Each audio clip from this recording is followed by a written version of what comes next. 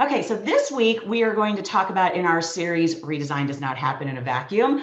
We are going to look at the role of funding. So funding is an interesting aspect because there's some misnomers with it. There's the idea that you can't start without funding, which is not true. There's the idea of if you have funding, like say a grant, that you're golden. So far from true. I wish that was the case, but it isn't. And then there's the case of we've got the buy-in, we've got the interest, we've got everything, but we don't have money. So what are we going to do? There's no money to be found. We're all tight on budget. How do we do this? So that's what I want to talk about today is what do you do in those situations? So first off, the absence or presence of money does not guarantee anything. Okay, you can do a lot. I have done major redesigns with no funding and very little funding. You can do both. Now, if you have more, is it better? Yes, but it's not necessarily a given.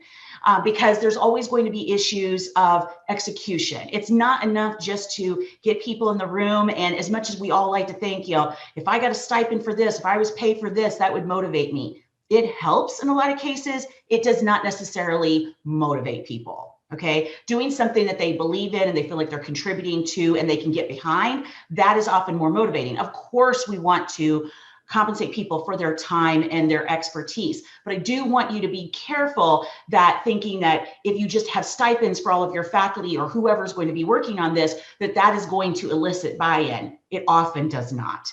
I wish it did.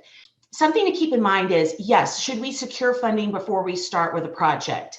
That would be good. It would be great to be able to compensate if we're going to bring in experts, if we're going to have our people go to conferences, if we're going to have someone in our group do a sabbatical, if we're going to pay people in our group to work on this, whatever. It's good to have that funding, but do not let that stop you from getting the conversation started.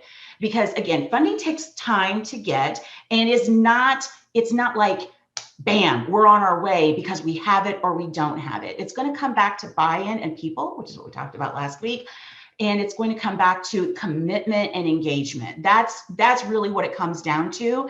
And it really is, do you have a champion? Do you have someone, and it could be anybody. I've seen champions that are outside forces, inside forces, administrators, faculty, staff. They come from all walks of life. But you've got to have someone who loves this, believes in whatever change you're making, and is going to go with it no matter how tough it gets, which it will get tough. And the funding isn't going to change that necessarily. The other thing to keep in mind is if you're like, we're ready to go, we just can't find the money to do it. I will say this. I've been hired in different positions where the position did not exist and the funds did not exist. There was no line item. There was nothing. And the money was found. And it's almost like, this is kind of an odd analogy, but it's kind of like, have you ever heard of that expression, he's just not that into you?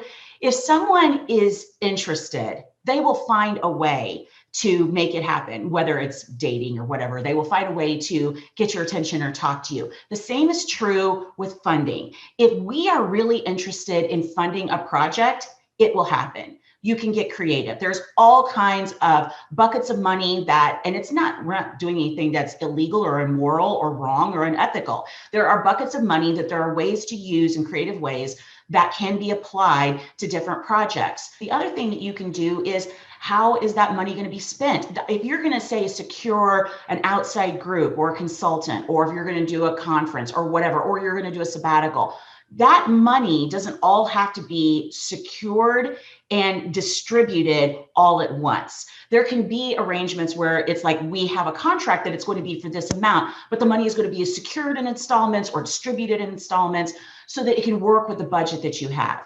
The point is, if you want it, it can be done. And I've seen it time and time again with entities that thought there was no way it was possible, and it is. All right, next week we will be talking about other areas.